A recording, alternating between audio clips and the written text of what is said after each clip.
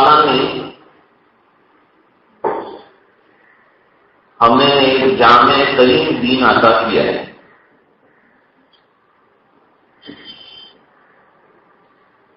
اس میں زندگی جینے کے، انسانیت کے، اخلاق کے تمام ہی ضابطے اور تمام ہی بہترین رولز جو ہیں وہ دیے. اور اس طرح سے اگر کوئی زندگی گزارتا ہے تو اس کی زندگی بہترین زندگی ہو.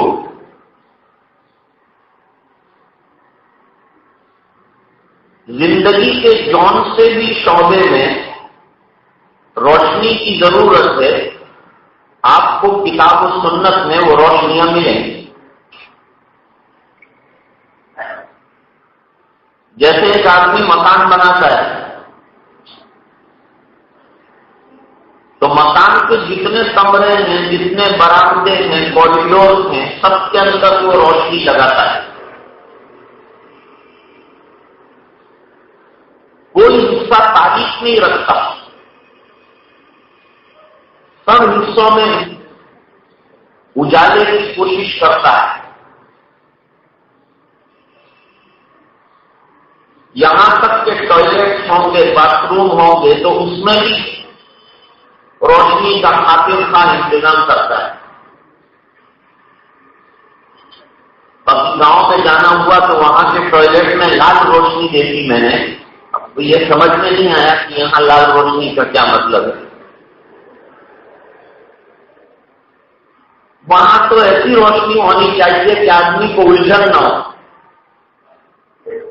لال روشنی سے تو الجھنیں پیدا ہوتی ہے.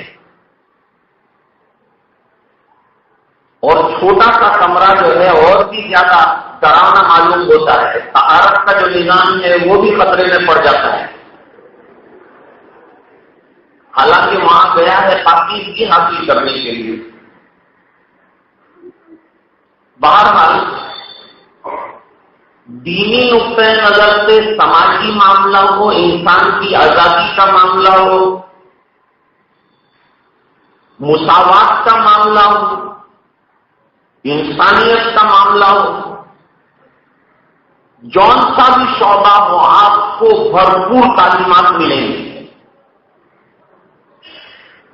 اور اسلام جو آزادی کا تصور پیش کرتا ہے وہ فرانسیسی انقلاب کے نتیجے میں جو آزادی کا تصور لوگوں کو ملا تھا اس سے بہت مختلف ہے. ان لوگوں نے جو تصور دیا تھا آزادی کا وہ تو یہ کیا تھا کہ بھائی ہم لوگ جو ہیں آزاد پیدا ہوئے ہیں اور ہمیں آزاد ہی رہنا ہے. اور آزاد کتنے رہنا ہے کہ کوئی قاعدے کی برتری ہم پر نہیں ہوگی، کسی انسان کی برتری ہم پر نہیں ہوگی، ہم سب سے برتر ہیں، دوسرے سب کمتر ہیں. یہ تصور انہوں نے دیا. اور بھی بہت سی چیزیں مثال. اسلام نے بھی یونیٹی اور مساوات کا جو سبق پڑھایا بے مثال ہے. اس کو نہ کوئی چیلنج کر سکتا ہے نہ اس کو کوئی کریٹیسائز کر سکتا ہے. یہ اسلام میں آزادی کا جو بہترین تصور ہے ضوابط کی روشنی میں، اسی کو سامنے رکھ کر اس ملک میں آزادی کی جو مہم چلائی اس میں علماء پیش رہے. کیونکہ ان کے سامنے آزادی کتنی ہونی چاہیے، کن کن چیزوں میں ہونی چاہیے، اس کی واضح نشانیاں اور اس کے واضح دلائل تھے. لیکن افسوس کی بات یہ ہے کہ جنہوں نے اتنے زبردست ضوابط اور دلائل کی روشنی میں کتاب و سنت سے انسانوں کی آزادی کا اور ان کو مساواتی حق ملنا چاہیے اس کا جو تصور دیا انہیں کو نظر انداز کر دیا گیا. ان کا تو کہیں نام بھی نہیں آتا. ایک بیچارہ شہر تھا احمد آباد جس کے چاروں کونوں میں احمد نامی مشائخ جو تھے انہوں نے اس شہر کے قیام کی دعا کی تھی، وہ نام بھی تبدیل کرنے کی فکر میں نہیں۔ 1924 سے پہلے RSS کا ڈھانچہ تیار کیا اور پہلی مرتبہ انگریزوں سے ملاقات کے بعد ہندوستان میں ہندوازم کے قیام کے لیے ان لوگوں کے ذہن میں یہ بات دکھائی گئی تھی کہ آزادی ملے تو ہندوؤں کو حق زیادہ ملے مسلمان اور دوسری قوموں کے مقابلے میں، اور جہاں جہاں ایسے مقامات ہوں کہ کلیدی مقامات ان کو کہہ سکتے ہیں، ان تمام کلیدی مقامات میں ان کے لوگوں کو بٹھایا جائے۔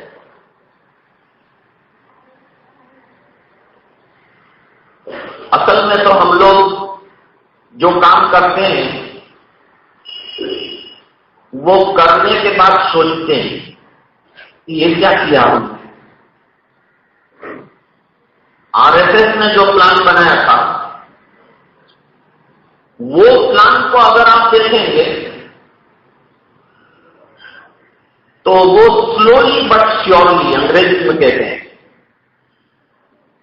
کہ سلو پوائزن تھا وہ، کہ ایک دم دھاوا نہیں بولیں گے ہم، یہ کلیدی مقامات میں نیچے سے آدمی بڑھیں گے بڑھیں گے بڑھیں گے بڑھیں گے اور اتنے بڑے مقامات تک پہنچ جائیں گے، وہاں سے جو ہے مسلمانوں کو اندر دفاتر میں انٹری نہیں ہونے دیں گے۔ آج ہندوستانی لیول پر جو IS درجے کے جو افسر ہیں وہ انگلیوں پر گنے جائیں گے اتنے مسلمان، کیونکہ ان کو جو پاس کر کے اس پوسٹ پر لانے والے ہیں وہ پوسٹ پر ہی وہ لوگ بیٹھے ہیں۔ حالانکہ اس ملک میں جتنا حق دوسروں کا ہے اتنا ہی حق ہمارا بھی ہے، بلکہ مشائخ نے تو آزادی کے اتنے واضح نقوش دیے تھے اور اسلامی تاریخ اس سے بڑی ہوئی ہے۔ آج پوری دنیا میں اتحاد کی بات تو ہوتی ہے، جہاں آپ جائیں گے یہی کہا جائے گا بس یونٹی کی ضرورت ہے، اتحاد کی ضرورت ہے۔ مسلمانوں میں بھی بس اتحاد کی لوگ باتیں کرتے ہیں، لیکن جنہوں نے اتحاد کے بورڈ لگائے ہیں سب سے زیادہ اختلاف انہیں کے یہاں ہے، کوئی یونٹی ان کے یہاں نہیں۔ جہاں بڑا ووٹ آئے گا وہاں بڑا اختلاف ہوگا۔ ہاں، جو لوگ ووٹ کے بغیر کام کرتے ہیں ان میں ابھی کچھ اختلاف باقی ہے، وہ کام میں اختلاف ہے لیکن غیر ممکن اس میں بھی داخل ہے۔ اسی لیے حضرت شیخ الحدیث مولانا زکریا صاحب رحمۃ اللہ علیہ نے دعوت و تبلیغ کا جب آغاز ہوا اجتماعی طور پر، آغاز تو نبیوں سے چلا آ رہا ہے اور ہمیشہ سے چلتا رہا، اس کو اجتماعیت کے ساتھ کرنے کی جو ایک شکل ہے وہ اللہ تعالیٰ نے حضرت مولانا الیاس صاحب رحمۃ اللہ علیہ پر کھول، اور وہ کام چل رہا ہے الحمدللہ۔ تو جب یہ مشورہ کیا گیا تھا کہ ایک جو ہے بینر اور ایک فلیگ بنایا جائے، ایک جھنڈا، حضرت نے فرمایا کوئی جھنڈا کوئی پرچم نہیں پھہرایا جائے گا، اس بنا پر کہ جب اذان کی ابتدا آغاز تھا تو ایک رائے یہ بھی دی تھی کہ بھئی پرچم جو ہے ہلایا جائے اور لہرایا جائے اذان کے وقت پر، تو حضور پاک صلی اللہ علیہ وسلم نے فرمایا کوئی پرچم نہیں لہرایا جائے گا۔ ناخن سے نصارہ کو بھی نہ کہا، یہ بھی نہیں ہوگا، بیوگل بجاؤ یہود کی طرح، فرمایا یہ بھی نہیں، آگ جلاؤ مجوسیوں کی طرح کنجوسیوں کی طرح تو نہ کہا۔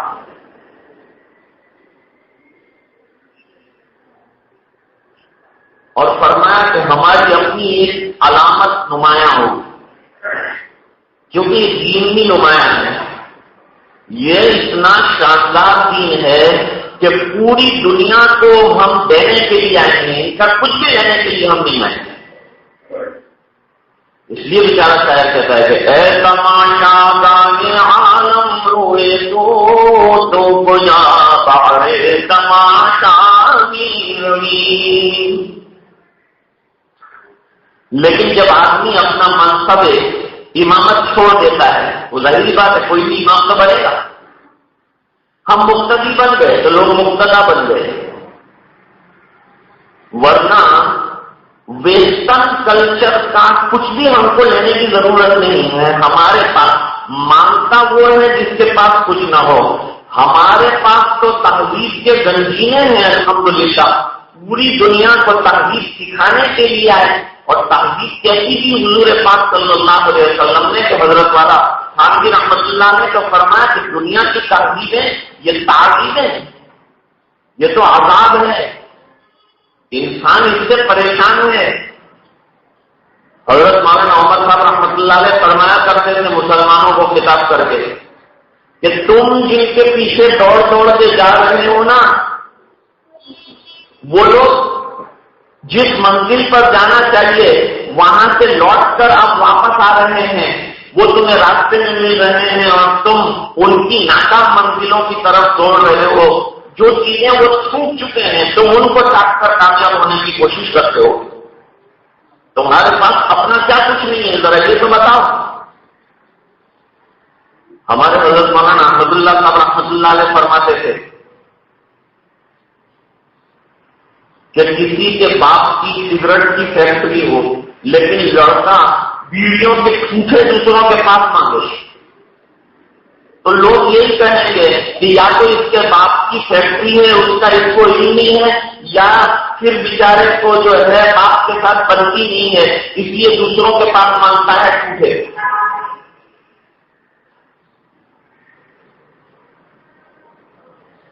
ایک صاحب نے کہا تھا کہ جنت میں تو سب جو ہے چہیتی چیزیں دیں گے، وَلَهُمْ فِيهَا مَا تَشْتَهِيهِ الْأَنفُسُ، تو وہاں سگریٹ مولانا مل سکے گی کہ نہیں؟ تو مولانا نے نہ کہا کہ اس کو جلانے کے لیے جہنم تک جانا پڑتا ہے، اس لیے جانے کے لیے. اور ایسی خرافات کا تصور بھی وہاں نہیں آئے گا. یہ تو سب فضولیات ہے، بیکار چیزیں ہیں.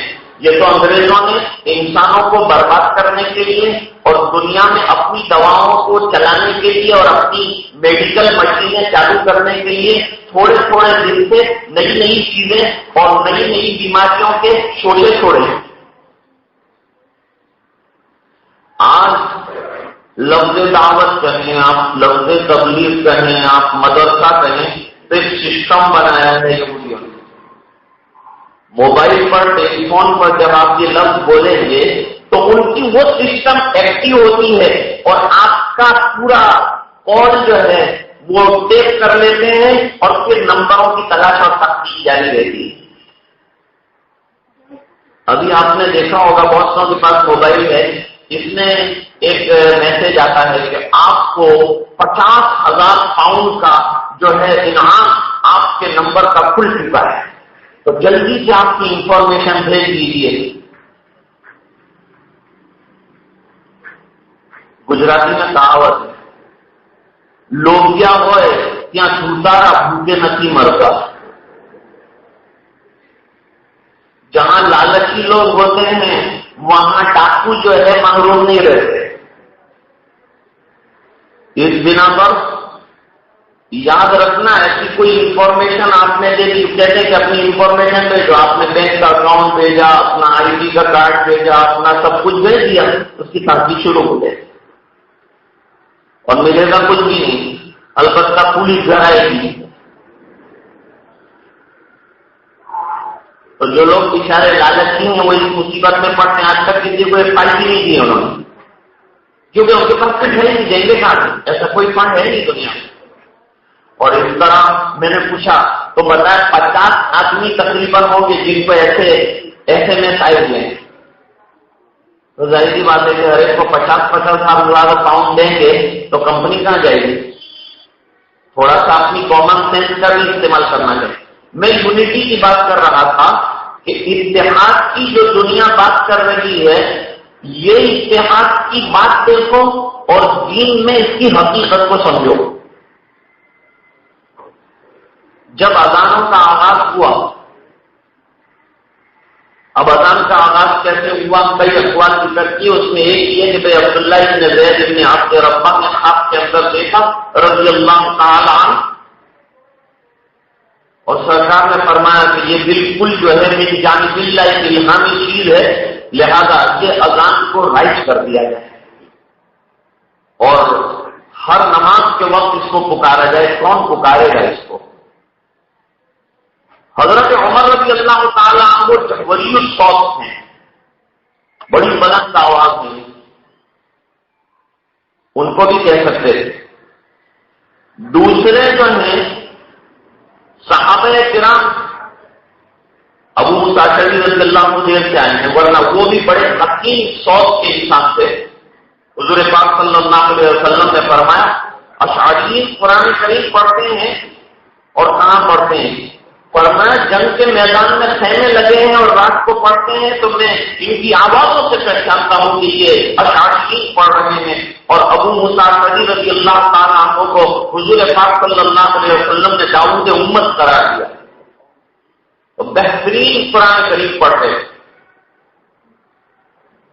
وہاں زید بن ثابت بھی تھے، ابی بن کعب بھی تھے، بڑے صحابہ کرام تھے۔ ثابت بن قیس کی آواز بھی بہت بلند تھی، لیکن یہ منصب سپرد کیا گیا تو حضرت بلال رضی اللہ تعالیٰ عنہ کو سپرد کیا۔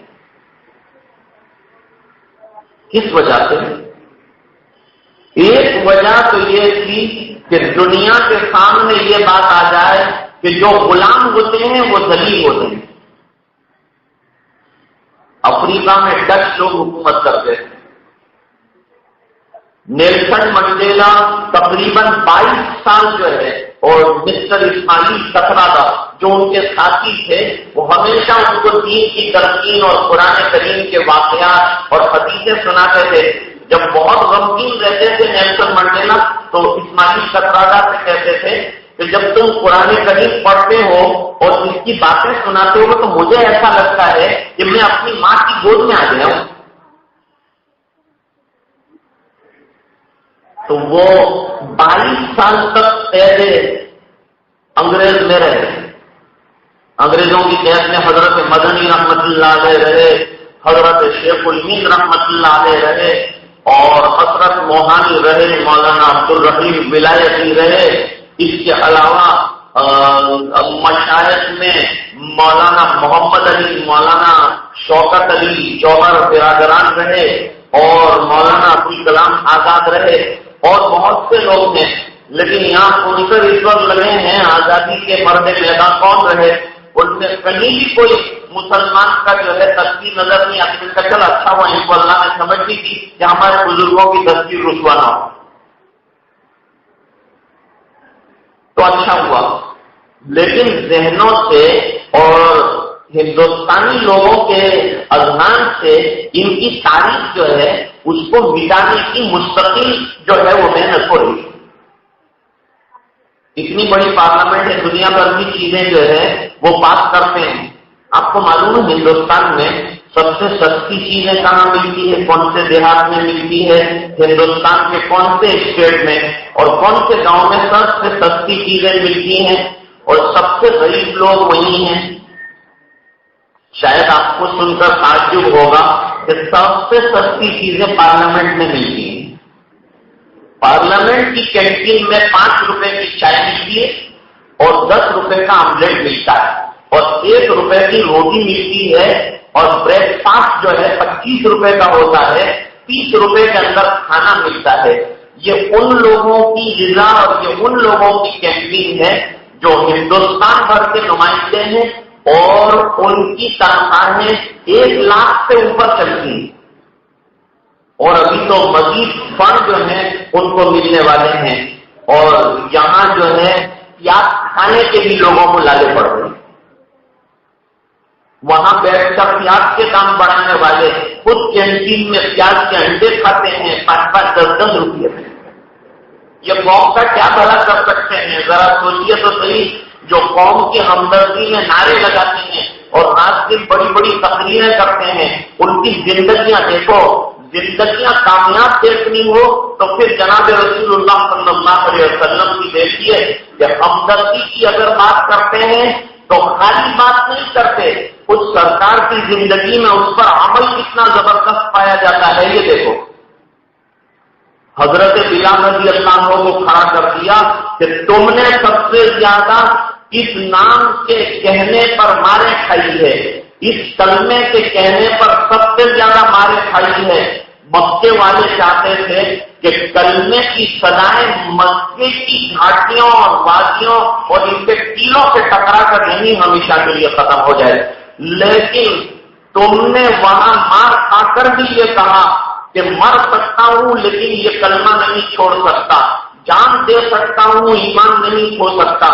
تو اب جب کہ مٹانے والے محنتیں کر چکے ہیں تو تم کو یہ آواز بلند کر کے دنیا میں یہ بات بتانی پڑے گی کہ اسلام جو ہے یہ مار پیٹ سے اور ایسی سازشوں سے مٹنے کے لیے نہیں آیا، دب سکتا ہے، مٹ نہیں سکتا۔ یریدون لیطفئوا نور اللہ بافواہہم واللہ متم نورہ ولو کرہ الکافرون۔ دنیا کتنی بھی محنت کر لے، میں نہیں کروں گا کام، کوئی معیار نہیں ہے کہ یہ کریں گے تو دین رہے گا، فلان آدمی کرے گا تو دین رہے گا، فلان دین کرے گا تو دین ختم ہو جائے گا۔ سرکار سب سے بڑے ہیں، دنیا سے چلے گئے، الحمدللہ دین کا کام جو ہے وہ چل رہا ہے اور تا قیام قیام یہ سلسلہ انشاءاللہ برابر جاری رہے گا۔ جو لوگ یوں کہتے تھے کہ غلام پختہ ہوتے ہیں، میں افریقہ کی بات کر رہا تھا کہ ڈچ حکومت میں اگر کالا انگریزوں کے ایریے میں جاتا تھا تو اس کو باندھ کے مارا جاتا تھا، اور دنیا کے وہ حصے جہاں آزادی کے پرچم برابر لہرا رہے ہیں وہاں ان کے فنکشنوں میں خوشیوں کے لیے جیسے یہاں پٹاخے جلائے جاتے ہیں اور چراغ جلائے جاتے ہیں، اس طرح وہ غلاموں کو جلا کر خوشیاں مناتے ہیں۔ انسانوں کو اتنا گرا دیا گیا تھا اور انسانیت اتنی گرا دی گئی تھی، یہ وہ لوگ تھے جو آج جو ہے آزادی کی سب سے زیادہ بات کرتے ہیں اور ہیومن رائٹ کی سب سے زیادہ بات کرتے ہیں۔ ان کی بات اس لیے زیادہ نہیں چلتی کہ ان کی زندگیوں میں اس پر عمل نہیں۔ رویندر ناتھ ٹیگور نے ایک دین ترتیب کیا تھا جن کا ہندوستانی ترانہ مشہور ہے۔ جب ان سے ایک بزرگ نے سفر کے درمیان پوچھا کہ آپ کا دین آپ کے کہنے کے مطابق بہترین ضوابط اور اصولوں پر مبنی ہے تو چلتا کیوں نہیں؟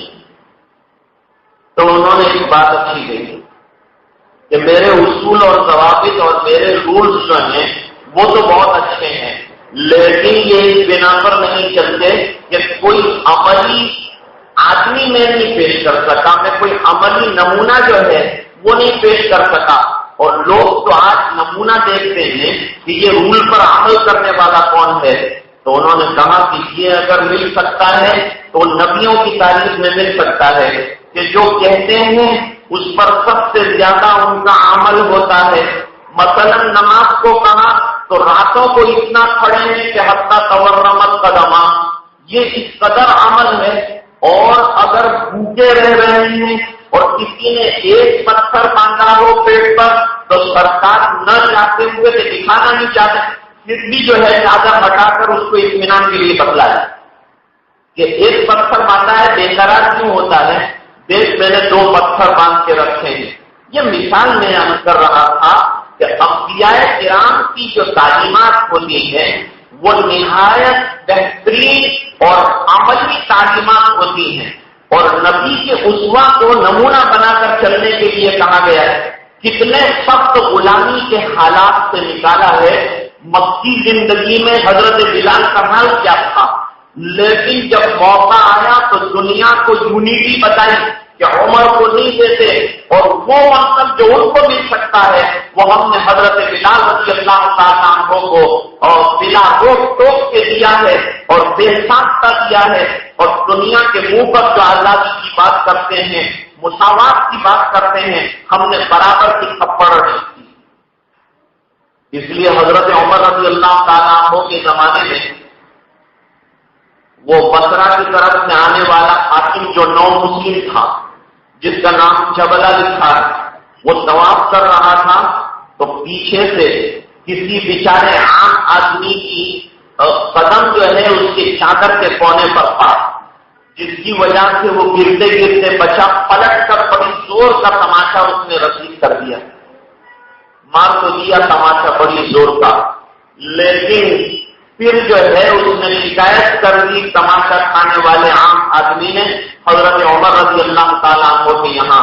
تو حضرت عمر رضی اللہ عنہ نے کہا کہ ہمارے یہاں تو مساوات اور سب کو حق ملتا ہے، غریب ہو کہ حاکم ہو، ایک ہی سب میں کھڑے ہو گئے، محمود آیا، نہ کوئی بندہ رہا نہ کوئی بندہ نواز، اب فیصلہ جو ہوگا یہی ہوگا، جس زور کا تماشا تم نے مارا ہے، اتنی زور کا تماشا یہ عام آدمی آپ کو مارے گا۔ انہوں نے کہا میں حاکم ہوں، میں بادشاہ ہوں، میں راجا ہوں، میں جو ہے ملک کا مالک ہوں، اور میرے ساتھ عام آدمی یہ سلوک کرے گا؟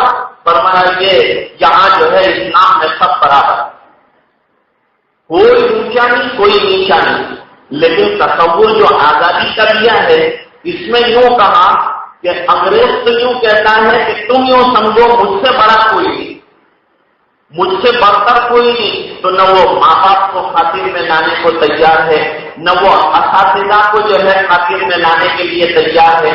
کہتے ہیں کہ فریڈم دیا تو فریڈم بھی ایسا دیا کہ کسی کا ریسپیکٹ ہی نہیں رہا، کسی کا ادب نہیں رہا، اور جہاں یوں کہا کہ بھائی اپنے آپ کو دوسرے سے اونچا مت سمجھو، دوسرا تم سے اونچا ہے ایسا سمجھو۔ دیکھو تصور میں آزادی کے کتنا فرق آ گیا۔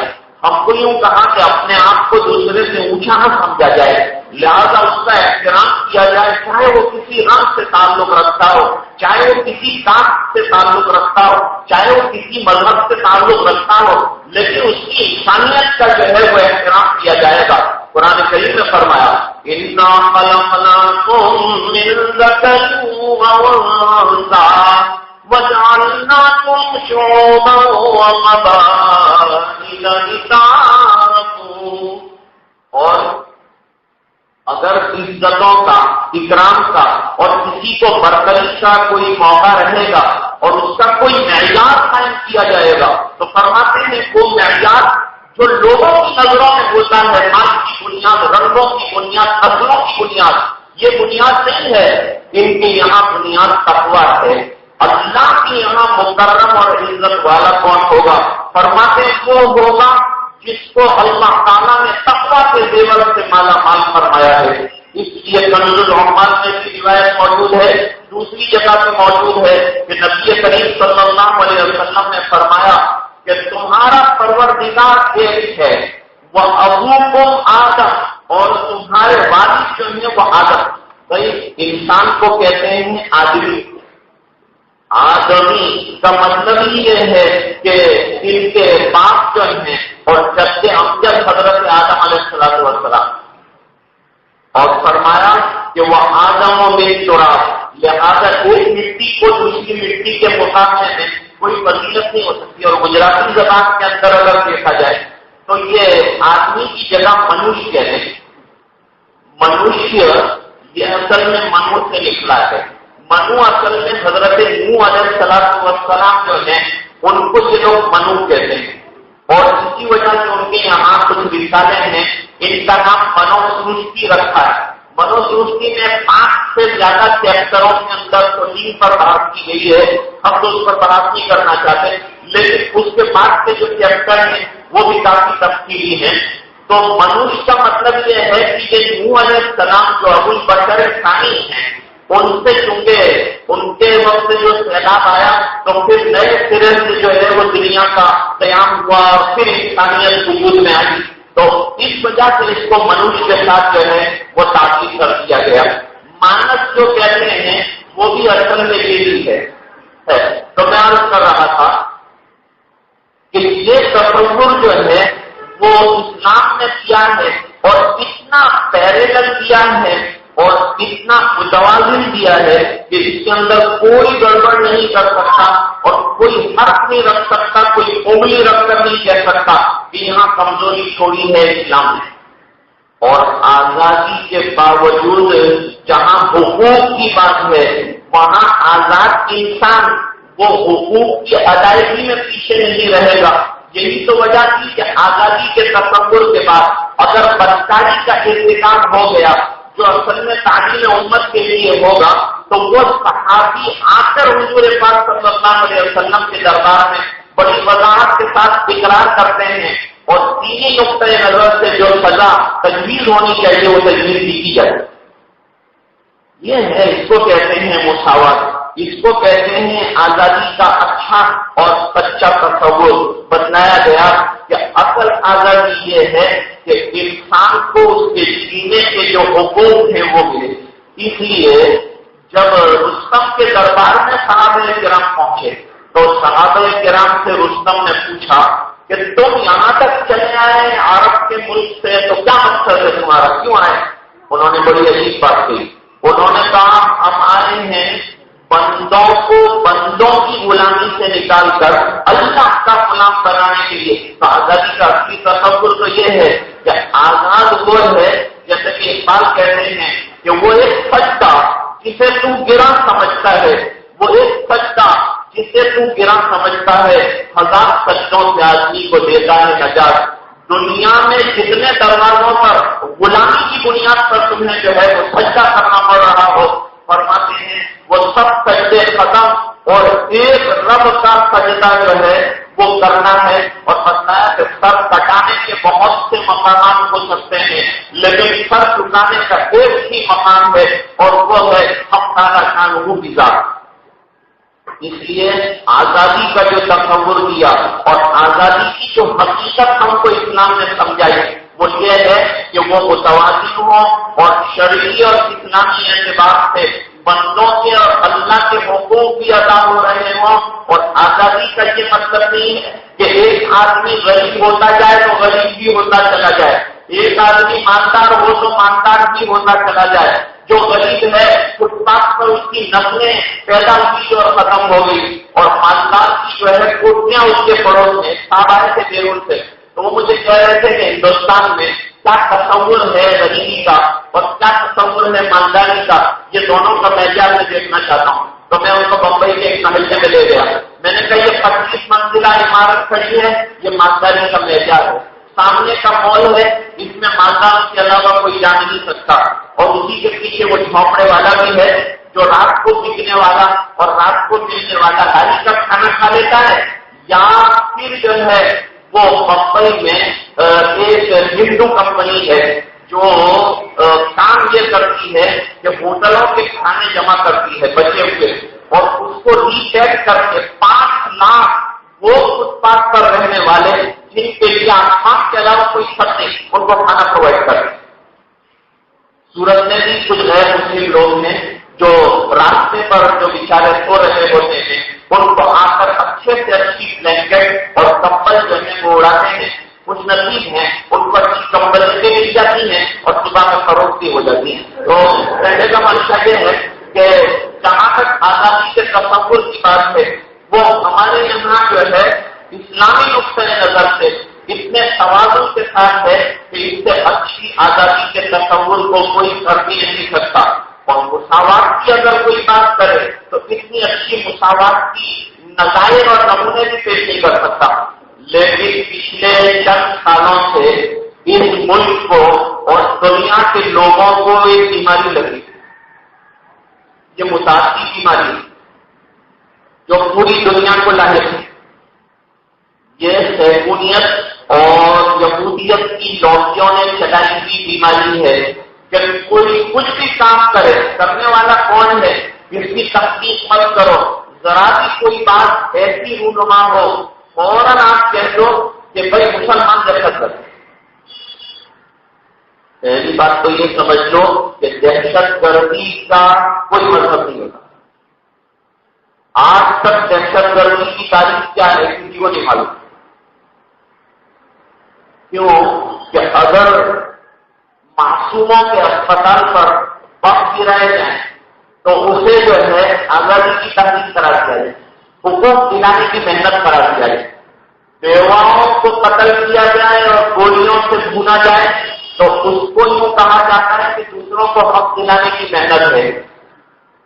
لیکن مسلمان تو بیچارہ کچھ بھی نہیں کرتا، اپنے حق کے لیے کچھ کر رہا ہو تب بھی اسے دہشت گرد کہتے ہیں، اور دنیا میں کوئی کچھ بھی کر لے لیکن جو ہے نام بیچارے مسلمان کا آتا ہے، کر جاتا ہے مجھ والا، پکڑا جاتا ہے گاڑی والا، یہ یہاں کا قانون ہے کہ کوئی کچھ بھی کرے لیکن پکڑیں گے ہم تم کو۔ اب دہشت گردی کا رنگ ظاہر ہوا، بھگوا رنگ کی دہشت گردی دنیا میں گرد کر رہی ہے، اور اس ملک کو جو ہے سکون حاصل نہیں ہے۔ وہی RSS والے جن کی دوسری ناجائز اولادیں مختلف پارٹیوں کی شکل میں وجود میں آئی ہے، آج جو ہے 65واں دن ہے اور سال ہے جس میں ہم جو ہے یوم جمہوریہ منا رہے ہیں۔ جمہوریت کے دن میں آج کے دن میرا پیغام جو ہے گجرات کو اور پورے ہندوستان کے لوگوں کو بلکہ پوری دنیا کے سامنے یہ ہے کہ دہشت گردی کا عنوان مسلمانوں سے مٹایا جائے۔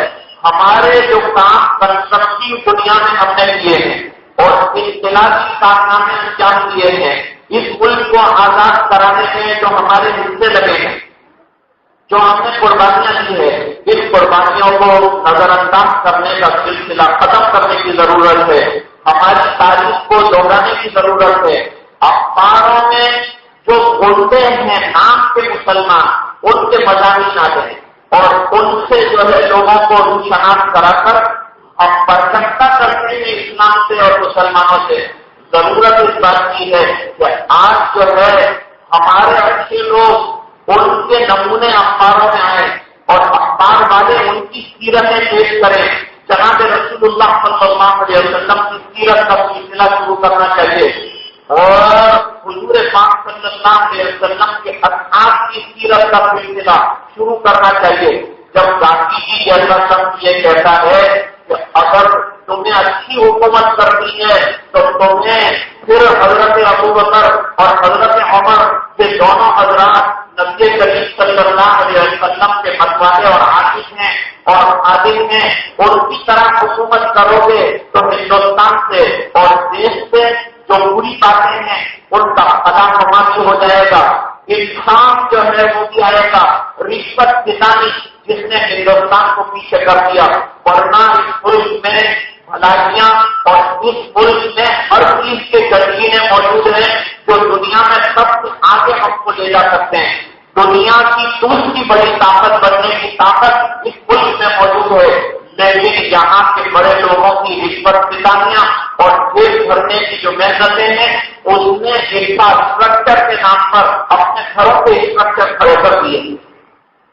آج سب سے زیادہ شور یہ انفراسٹرکچر ٹھیک کیا جائے، جیسے راستے ہیں، پل ہیں، برج ہیں، یہ سب جو ہے بنائے جائیں اور اس کے ذریعے سے تجارت اور ٹرانسپورٹیشن جو ہے اس کو تیز کر کیا جائے اور کمیونیکیشن جو ہے اس کو تیز کر کیا جائے۔ یہ تمام چیزیں اپنی جگہ ہیں، لیکن انفراسٹرکچر کے نام پر جہاں پل بنتے ہیں، جہاں راستے بنتے ہیں، اس کے ساتھ وہ لوگ ڈائیورژن دیتے ہیں۔ وہ ڈائیورژن اتنا خطرناک ہوتا ہے کہ نیا پل تیار ہونے سے پہلے نئی گاڑی ڈائیورژن میں ختم ہو جاتی ہے۔ دوسری تکلیف یہ ہے کہ انفراسٹرکچر کے نام پر جب گاڑی وہاں چلتی ہے تو گاڑی کا اسٹرکچر بھی ختم ہو جاتا ہے اور انسان کا اسٹرکچر بھی ختم ہو جاتا ہے۔ ایک صاحب آئے تھے اپنی کمر کا علاج کرانے، تو سورت کے اسٹیشن سے وہ ایک کرائے کی کار میں بیٹھے، تھوڑی دیر کے بعد کار جو ہے کھڈے میں گری، ان کی چیخ نکلی اور انہوں نے کہا کہ میں تو اسپتال جانے والا تھا لیکن اب اسپتال جانے کی ضرورت نہیں ہے، فیڈنگ اندر ہو گیا ہے، کھڈے میں گاڑی کے گرنے سے، اس لیے اب اسپتال کا خرچہ نہیں کرتے، اپنے گھر ہی جا کے آرام کرتے۔ بیچارے ڈرائیور نے یہ کہا یہاں راستے دونوں طرح کے ہیں، اچھی کمر والے کو اسپتال بھی جانا پڑ سکتا ہے اور خراب کمر والا اسپتال کا احرام مانگتا ہو تو اس کو گھر بھی جانے کا موقع مل سکتا ہے۔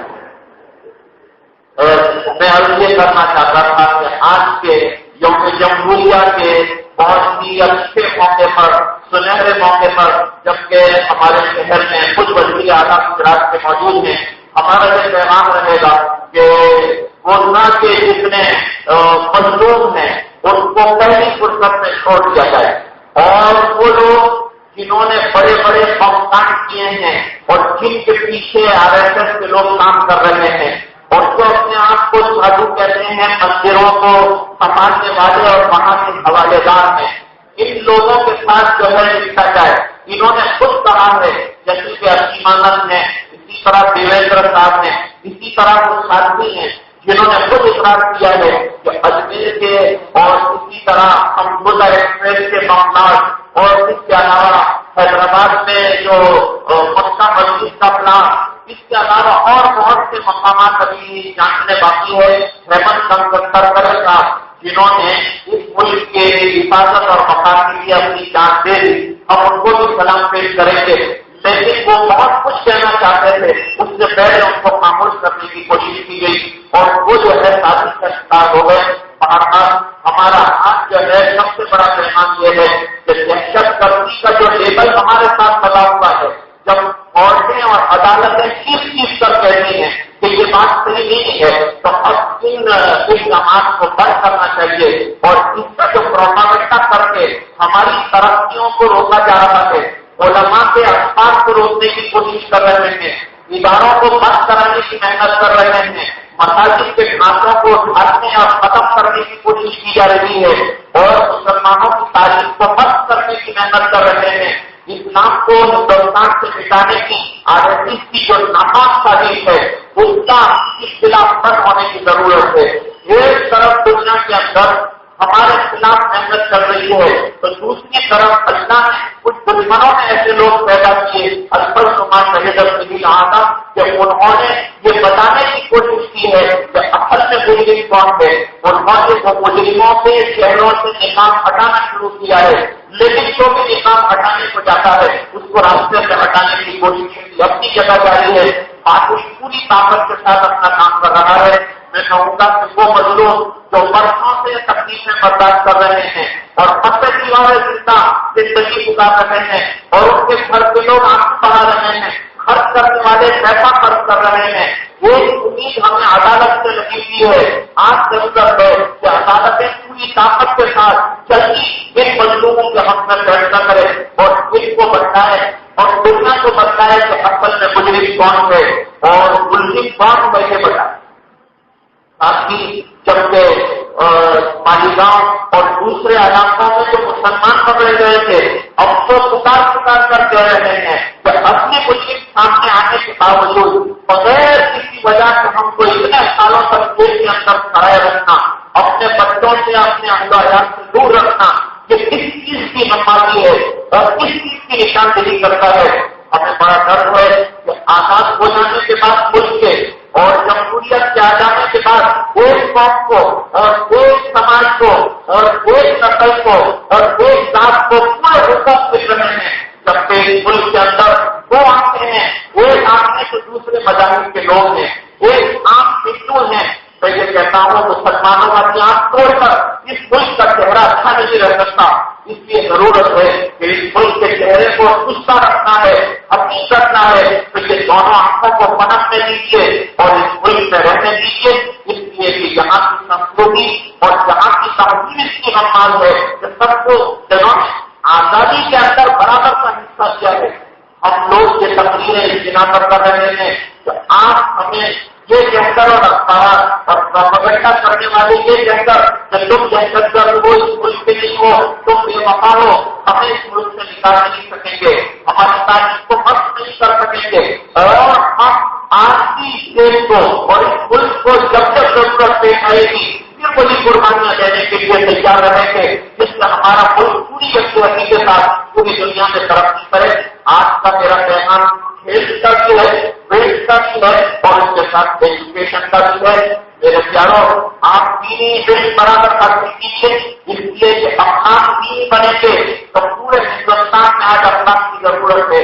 آپ کو افغان کے معلم بننا ہے اور سب سے زیادہ دنیا کو اگر ضرورت ہے تو وہ ایجوکیشن کی ضرورت نہیں ہے جس کے لیے لوگ محنتیں کر رہے ہیں. اس بنا پر کہ اس ایجوکیشن کے بعد پوری حیوانیت دنیا کے سامنے آ رہی ہے. پروفیسر کیا کر رہا ہے، ٹیچر کیا کر رہا ہے، لڑکیوں کے ساتھ کیا ہو رہا ہے، میں یہ سب تفصیل میں نہیں جانا چاہتا. خدا کی قسم مدرسے میں ایسا کوئی واقعہ آپ نہیں بتا سکتے. جہاں اخلاق اور انسانیت کی اتنی بہترین تعلیم ہو، آپ انہیں بند کر کے کیا ملک کو تباہی کی طرف لے جانا چاہتے ہیں؟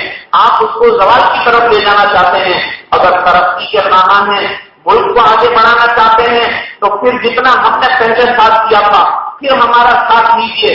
آپ مانے کہ نہ مانے، ہم اس ملک کو برباد نہیں ہونے دیں گے کہ دہشت گردی کا سکہ ہمارے اوپر لگا کر آپ اس ملک کو برباد کرتے پھرے۔ نیتاؤں کی شکل میں آج کیا کچھ نہیں ہو رہا ہے، وہ لوگ کیا کچھ نہیں کر رہے ہیں۔